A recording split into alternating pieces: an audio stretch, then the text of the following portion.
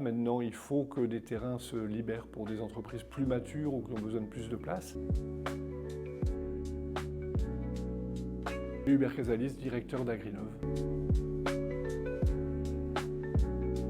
Alors moi je suis quelqu'un qui a toujours travaillé dans le milieu rural. Vous savez, on dit souvent qu'il faut être au bon endroit au bon moment, et j'étais parmi les personnes qui travaillaient au sein d'un comité de pilotage aux premières réflexions sur Agrinov, et jusqu'au moment où il fallait une cheville ouvrière. Donc j'ai eu la chance d'être choisi pour être le premier directeur d'Agrinov, et c'est tellement stimulant que 10 ans après, j'y suis toujours.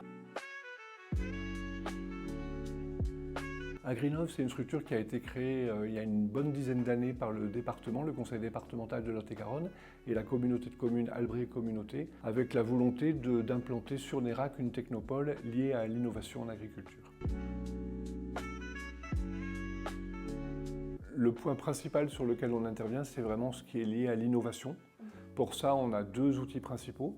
Le concours Innovation pour l'agriculture, qui nous permet chaque année de primer 3 lauréats qui apportent une pierre significative en termes d'innovation pour l'agriculture. Et le cluster machinisme, qu'on a créé là aussi il y a une dizaine d'années, qui regroupe des agroéquipementiers, des constructeurs de matériel agricole. Et en se mettant ensemble, ils se donnent plus de visibilité et ils sont plus à même de mettre au point des innovations pour l'agriculture de demain.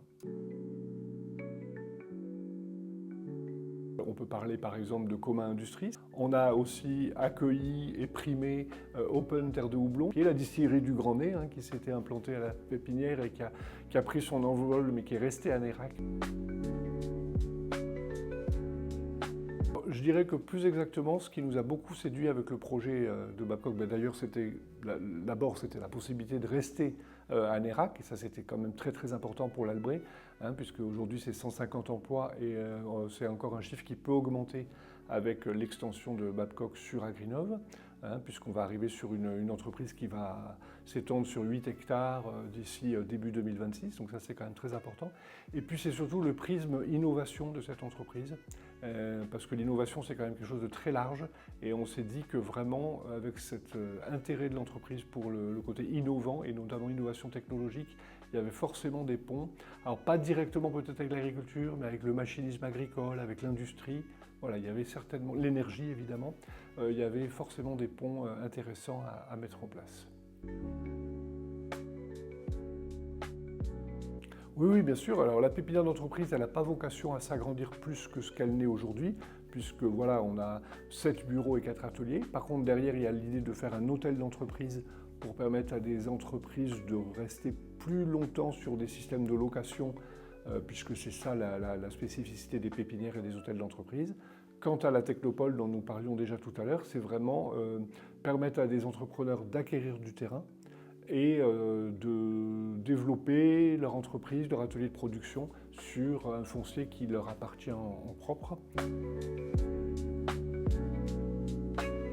C'est un bilan forcément très positif parce que la technopole est en place maintenant, la pépinière d'entreprise fonctionne depuis 5 ans, le cluster machinisme et le concours ont fêté tous les deux leurs 10 ans. Voilà, maintenant il faut que des terrains se libèrent pour des entreprises plus matures ou qui ont besoin de plus de place.